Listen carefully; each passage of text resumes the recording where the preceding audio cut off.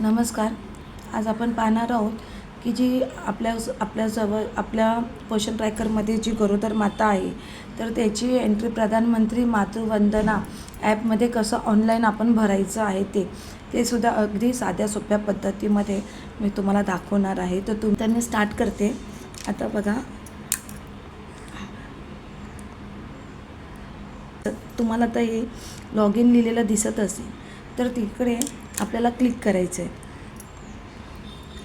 हे बघा, मी क्लिक केलं. आता क्लिक केल्यावरती तुम्हाला इकडे युजर आय डी आणि पासवर्ड दिसत आहे लिहिलेलं. तर माझ्याकडे ऑलरेडी मी त्यांचा मी माझा अंगणवाडी कोड नंबर आणि पासवर्ड टाकलेलाच आहे, तो मी इथे सबमिट करते. आता तुम्हाला इथे हे कॅप्चा दिसत असेल, तर ते तुम्हाला इथे ह्याच्यामध्ये फिलअप करायचं आहे. हे जे दिसतं आहे राईट अबाउट टेक्स्ट एक्झॅक्टली, ह्यात आपल्याला हे सेम टाकायचं आहे. तर बघा, मी ते फिलअप करते.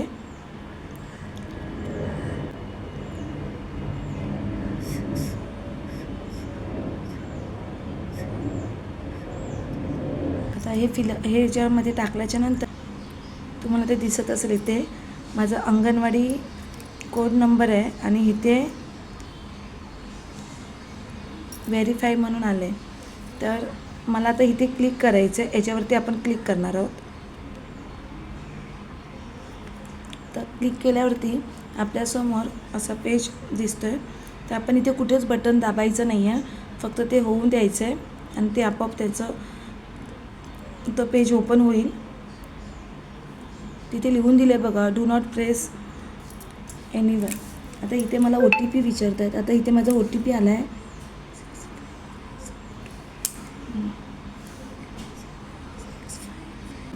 तर बघा, तुम्हाला इथे दिसत असेल की माझा OTP इथे आलेला आहे.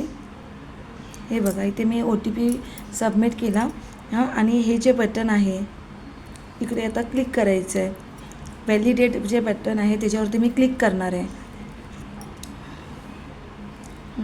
तर क्लिक केल्यावरती पुन्हा आपल्यासमोर हा पेज ओपन होतो आहे. आता इकडे जे तुम्हाला दिसतं आहे जे आहेत लाईनी, त्या लाईनीवरती आपण क्लिक करणार आहोत. पण त्याआधी मी एक तुम्हाला सांगते. आता काहींना इंग्लिश समजत नाही, तर मराठीमध्ये त्यांना आपली स्वतःची भाषा हवी असते. मग त्यासाठी आपण काय करायचं, इकडे जे दिसते का तुम्हाला हा ॲरो दिसतो आहे बघा, हा ॲरो दिसतो आहे ना, ह्या ॲरोवरती आपण क्लिक करणार आहोत. का हे ॲरोला क्लिक केल्यावरती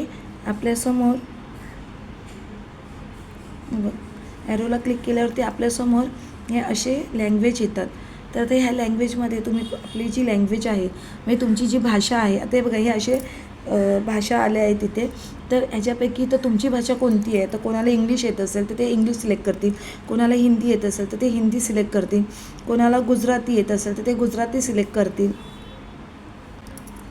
तर मला मराठी आहे, मला मराठी समजते, तर मी मराठीवरती क्लिक करणार आहे. तर मराठीवरती जेव्हा आपण क्लिक करू तेव्हा आपल्यासमोर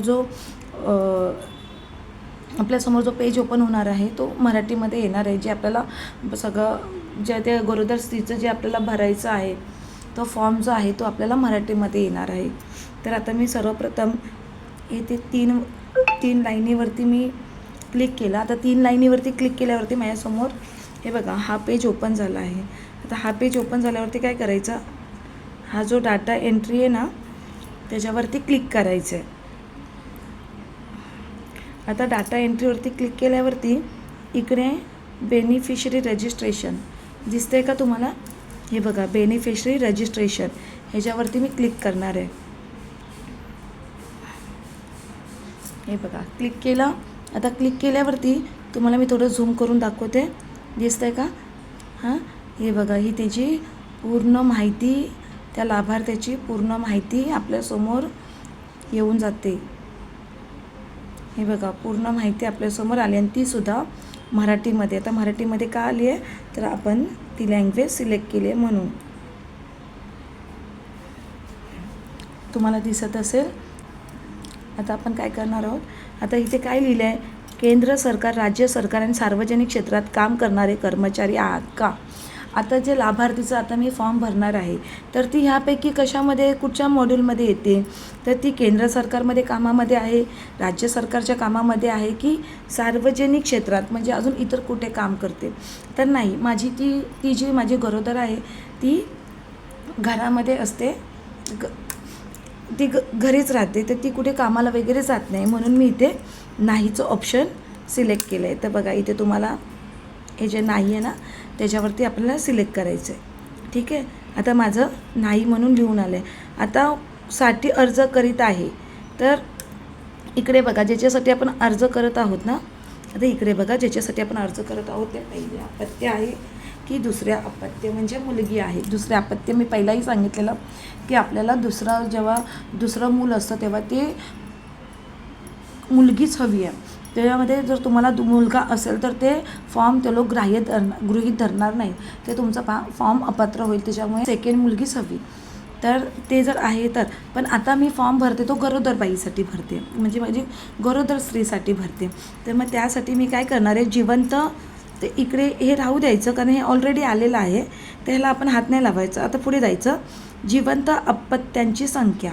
तर आता बघा मी इथे क्लिक केलं, तर क्लिक केल्यावरती माझ्यासमोर हे नंबर ऑफ लिव्हिंग चिल्ड्रन्स, ते इथे नंबर ऑफ लिव्हिंग चिल्ड्रन म्हणजे जिवंत जन्म झालेले किती आहे, तर ती पहिलीच गरोदर आहे, म्हणून मी इथे 0वरती क्लिक करणार आहे. कारण मग इथे गरोदर आहे, तिला मुलंच नाही अजून झालं आहे ना, म्हणून मी तिथे 0वरती क्लिक करणार आहे. आता त्यानंतर आपण पुढे जाऊया. आता अजून एक गोष्ट, आता लाभार्थ्याकडे आधार कार्ड आहे का, तर मी इकडे होय म्हटलं आहे. कारण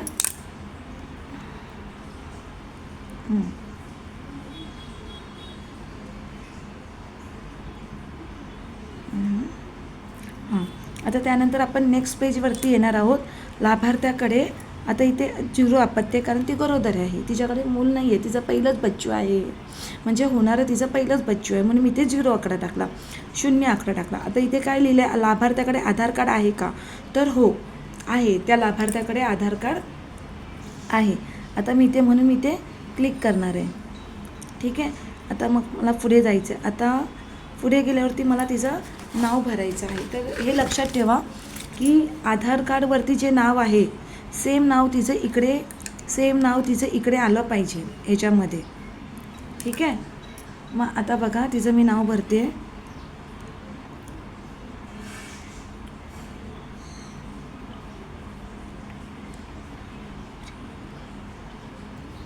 आता आधार कार्ड आपल्या समोर ठेवायचं आहे आणि त्याप्रमाणेच लाभार्थीचा आपल्याला फॉर्म भरायचा आहे. आधार कार्ड समोर ठेवूनच त्याप्रमाणेच आपल्याला आपल्या लाभार्थीनीचं नाव लिहायचं आहे. त्यानंतर ते आधारमधील नाव आणि पोस्ट बँक खातेदारांचे नाव सारखेच असावे, म्हणजे बँकेमध्ये सुद्धा तिचं नाव सेमच असलं पाहिजे. आता इथे तिचा आधार क्रमांक, आता इथे तिचा आपण आधार क्रमांक टाकून घेऊया.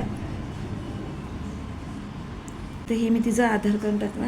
आता आपल्याला इथे ना पोषण ट्रॅकरवरती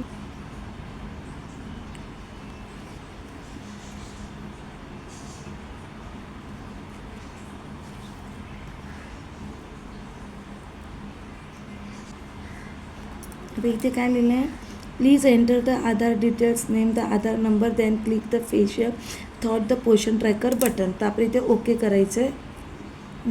आता ओके करून आपल्याला इथे तिचं जन्मतारीख टाकायची आहे. आता तिची जन्मतारीख काय आहे, आता इकडे मी तिची डेट टाकून घेतलेली आहे की श्रेणी, तिची श्रेणी कोणती आहे, तर श्रेणी म्हणजे कॅटेगरी. आता तिचे अदर्समध्ये, तर म्हणून मी ते अदर्सला क्लिक करणार आहे.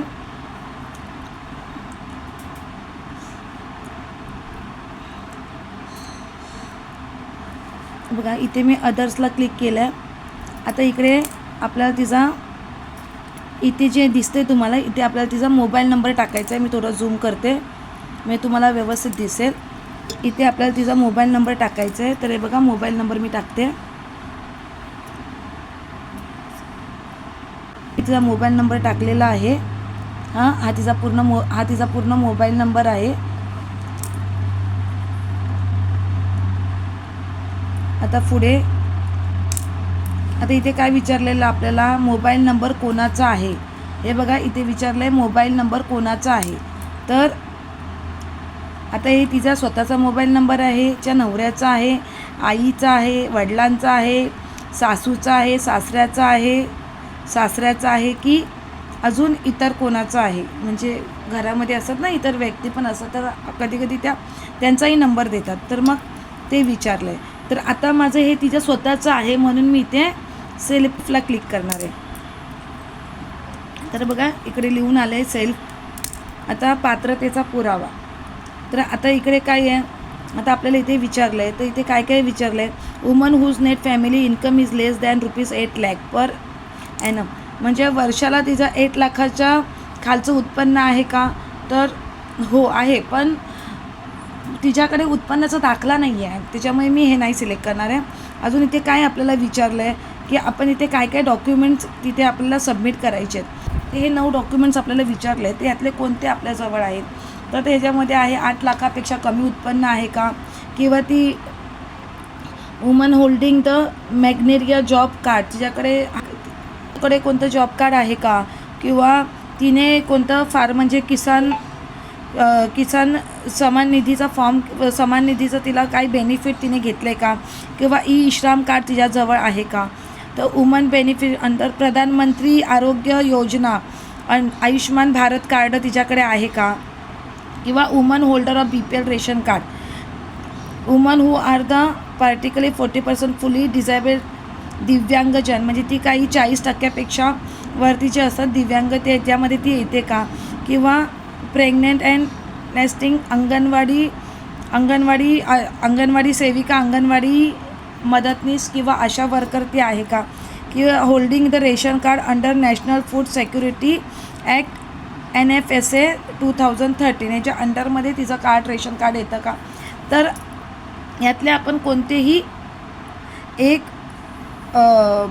डॉक्युमेंट्स आपण इथे आता ह्यातले कोणतेही एक डॉक्युमेंट्स आपण ह्यामध्ये सबमिट करायचं आहे.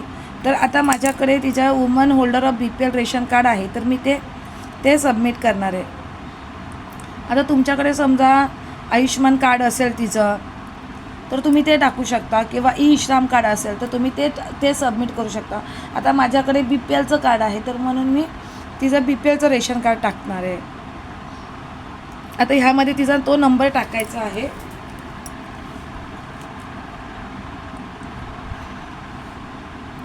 पहिलाही सांगितलं होतं की जो तिचा रेशन कार्ड आहे त्या रेशन कार्डमध्ये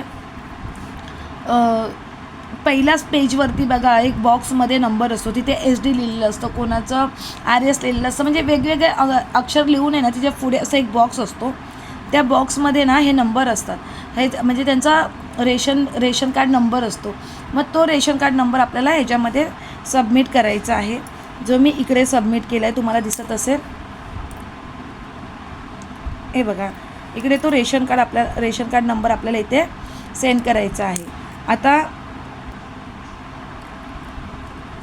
आपल्याला इथे काय करायचं आहे, फाईल अपलोड करायची आहे. ह्याच्यामध्ये आपल्याला फाईल अपलोड करायची. तर आता फाईलसाठी आता फाईलसाठी बघा मी इथे चूज फाईल आहे ना त्याच्यावरती क्लिक करणार आहे.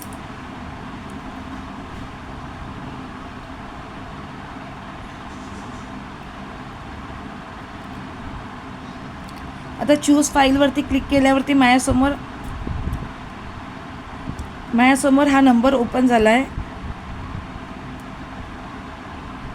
म्हणजे इथे गॅलरीमध्ये जाणार आणि त्याच्यामध्ये मग हे बघा याच्यामध्ये तुमचे फोटो असतात, ते फोटो आपण सिलेक्ट करायचं आहे.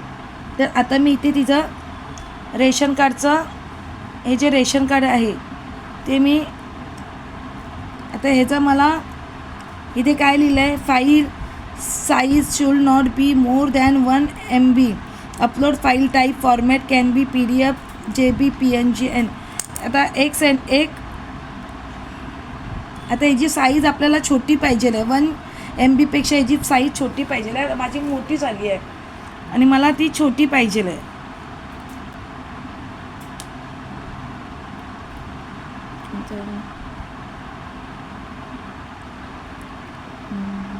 आता हे बघा इथे मी टाकली आहे, तर इथे बघा मग तुम्हाला दिसते का इथे माझा नंबर लिहून आलेला आहे तिचा. ते फाईल अपलोड झालेली आहे. आता पुन्हा आता इकडे बघा तिच्या महत्त्वाच्या तारखा, माता बाळ संरक्षण, MCP कार्ड तपशील. आता MCP कार्ड तपशील म्हणजे MCP कार्ड म्हणजे काय, तर आपण जे लसीकरण करतो मातेला किंवा बाळाला, तर आईला एक कार्ड मिळालेलं असतं. ठीक आहे, त्या कार्डामध्ये ना तिचा नंबर असतो, MCP नंबर, RCH नंबर तिला दिलेला असतो. तो RCH नंबर आहे ना आपल्याला इथे फिलअप करायचा असतो. तर तो बघा, तो आता RCH नंबर मी टाकते आहे. हे बघा, जेव्हा आपला लाभार्थी हॉस्पिटलमध्ये नाव नोंदणी करते तेव्हा ती नोंदणी करण्यासाठी गव्हर्मेंट हॉस्पिटलमध्ये जाते, तेव्हा तिला एक MCP कार्ड मिळतं. त्या MC कार्डमध्ये तिचं सर्व लसीकरण असतं, जे सर्व डिटेल्स असतात त्या पहिल्याच पेजवरती. त्या पेजवरती ना त्यांना RCH नंबर दिलेला असतो, हॉस्पिटलतर्फेच एक RCH नंबर दिलेला असतो. तो आपल्याला इथे सबमिट करायचा असतो. इथे सबमिट करायचा आहे तो RCH. इथे बघा लिहिलं आहे MCTS RCH ID MCP card नोंदणी क्रमांक. ठीक आहे, आता तिचा नंबर मी टाकते.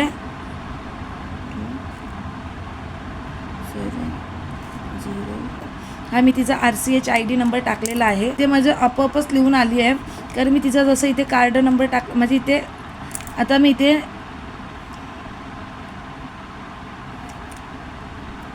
आता तुमच्या इथे आली तर ठीक आहे, नाही तर माझं ऑलरेडी आलेली आहे नोंदणी दिनांक, ते मी तिथे टाकलेलं आहे तिचे नोंदणी दिनांक.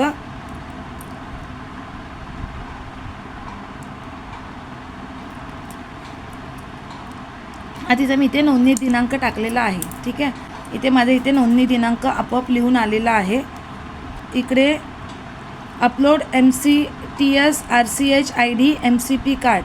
आता इथे चूज फाईलवरती जाऊन आपल्याला ते MCP कार्ड अपलोड करायची आहे. आता हे जे आहे ना इथे जाऊन आपल्याला MCP कार्ड अपलोड करायची आहे.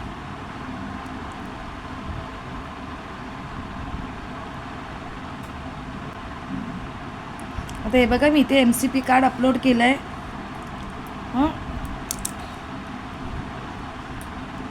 आता पुढे तिची लास्ट डेट काय होती, डिलेवरीची लास्ट डेट तिची काय होती, तर ती आपल्याला इथे टाकायची आहे, तिची शेवटची लास्ट डेट. आता समजा तर बघा तिची लास्ट LMP आहे 10 फेब्रुवारी 2025. आणि मग तिची ANC म्हणजे ती चेकिंगला गेलेली कधी गेलेली, ती 26 मे. बघा 26 मेला तिची ANC दिनांक होती. ज्या लाभार्थीसाठी नोंदणी करत आहात त्यावेळेची प्रसूती झाली आहे का, तर नाही, अजून ती माझी गरोदर आहे, तिची प्रसूती नाही झाली, म्हणून मी नाही लिहिलं आहे. काय लिहिलं आहे, ज्या लाभासाठी नोंदणी करत आहात त्यावेळेची प्रसूती झाली आहे का, तर नाही, माझी प्रसूती नाही झाली आहे, म्हणून मी इथे नाहीवरती क्लिक केलं आहे. आता बाळाची जन्मदिनांक आता नाही आहे, म्हणून तिचा इथे जन्मदिनांक ओपन होणार नाही आहे. ठीक आहे, आता सध्याचा पत्ता, आता ती शहरी आहे, आता ती शहरात राहते, म्हणून हे बघा इथे दिसते का क्लिक केलेलं, तुम्हाला दिसत असेल, मी थोडं झूम करून दाखवते तुम्हाला. आता ग्रामीण म्हणजे गावात राहणारी, शहरी म्हणजे शहरात राहणारी, तर इथे बघा तुम्हाला दिसत असेल ऑलरेडी तिचं क्लिक केलेलं आहे, म्हणजे ती आपण इथे शहरातूनच फॉर्म भरतो आहे. ठीक आहे, मग आता इथे पत्ता लिहायचा आहे. आता तिचा पत्ता लिहिते मी.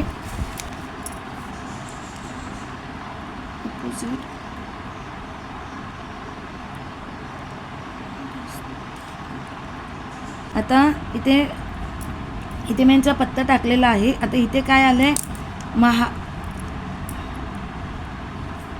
इथे काय आलं आहे महाराष्ट्र, म्हणजे ऑलरेडी आपण महाराष्ट्रातून हा फॉर्म भरतो, म्हणून इथे आलं आहे महाराष्ट्र.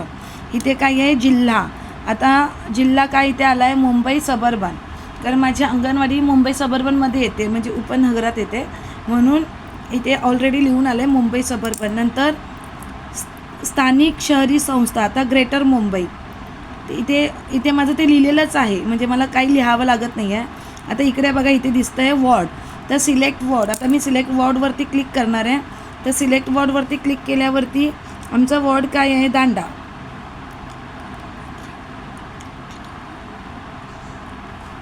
आता मी इथे दांड्याला क्लिक करणार आहे, कारण आमचा वॉर्ड दांडा येतो म्हणून मी दांड्याला क्लिक करणार आहे.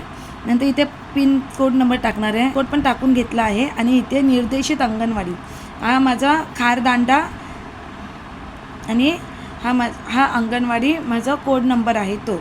आता हे सगळं फॉर्म भरून भरला त्याच्यानंतर हे जे तुम्हाला दिसतं आहे सबमिट, त्या सबमिटवरती तुम्हाला क्लिक करायचं आहे. मी सबमिट केलं आहे. तर मला काय लिहून आलं इथे, आधारमधील नाव आणि पोस्ट बँक खातेदारांचे नाव सारखेच असावे, म्हणजे माझं मॅच होत नाही आहे नाव. ठीक आहे, तर मला आता तिला कन्फर्म करून सांगावं लागेल की इथे तिचं नाव मॅच होत नाही आहे. तर तिला जाऊन पुन्हा पोस्ट किंवा बँकेमध्ये ते तिचं नाव करेक्ट म्हणजे आधार कार्डप्रमाणे टाकायला सांगावं लागेल मला. तिचं आधार कार्ड लिंक असेल बँकेबरोबर किंवा पोस्टामध्ये, तर तुमचा हा सबमिट फॉर्म व्यवस्थित भरला जाईल. मी आशा करते की हा जो दाखवलेला फॉर्म आहे प्रधानमंत्री मातृवंदना फॉर्म, हा कसा भरायचा हे तुम्हाला समजलं असेल. आणि जरी नाही समजलं, काही गोष्टी तुम्हाला नाही समजल्या असतील माझ्या, तर तुम्ही प्लीज कमेंट्समध्ये मला सांगा की ताई मला हे नाही समजलं तर कसं करायचं किंवा काय करायचं. तर मी नक्कीच तुमच्या प्रश्नांची उत्तरं देण्याचा प्रयत्न करेन. मला जेवढं शक्य होईल, जेवढं समजत असेल मी तेवढं तुम्हाला सांगण्याचा प्रयत्न. तुम्हाला अजून कोणकोणत्या विषयावरती व्हिडिओ बनवून हवं तर तेही मला कमेंट्स करून सांग. थँक्यू.